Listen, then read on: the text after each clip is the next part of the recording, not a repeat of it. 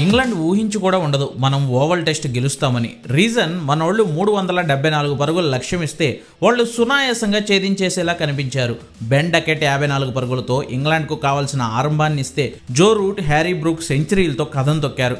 Route 105 పరుగులతో century బాదితే Harry Brook బ్యాస్బాల్ స్టైల్లో ఆడి ఏకంగా 111 పరుగులు చేశాడు.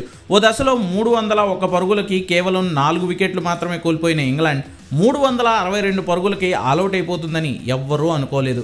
కానీ అటు మహమ్మద్ సిరాజ్, ఇటు ప్రసిద్ధ్ కృష్ణ మాత్రం పట్టు వదలలేదు. మొదటి ఇన్నింగ్స్లో చెరో 4 వికెట్లతో ఇంగ్లాండ్ను 247 పరుగులకు ఆలౌట్ చేసిన సిరాజ్, ప్రసిద్ధ్ రెండో ఇన్నింగ్స్లోనూ ఇంగ్లాండ్ను చావు దెబ్బతీశారు. సెంచరీలు చేసేసాం, మ్యాచ్ మాదే అనే ధీమాలోకి వెళ్ళిపోయిన ఇంగ్లాండ్ను పాత బంతితో రివర్స్ స్వింగ్ లాగుతూ వణికించేశారు.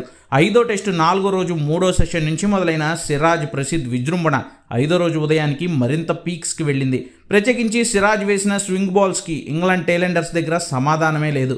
అలా ప్రసిద్ధ్ రెండో ఇన్నింగ్స్లోనూ 4 వికెట్లు తీసి మొత్తం మ్యాచ్లో 8 వికెట్లు సాధిస్తే సిరాజ్ మియా మరింత పీక్ ఫామ్ని చూపిస్తూ ఏకంగా 5 వికెట్లు ఖాతాలో వేసుకుని 5వ టెస్టులో మొత్తం 9 వికెట్లు సాధించి ఇంగ్లాండ్ గడ్డపై పాత బస్తీ కుర్రాడి దమ్ము చూపించాడు.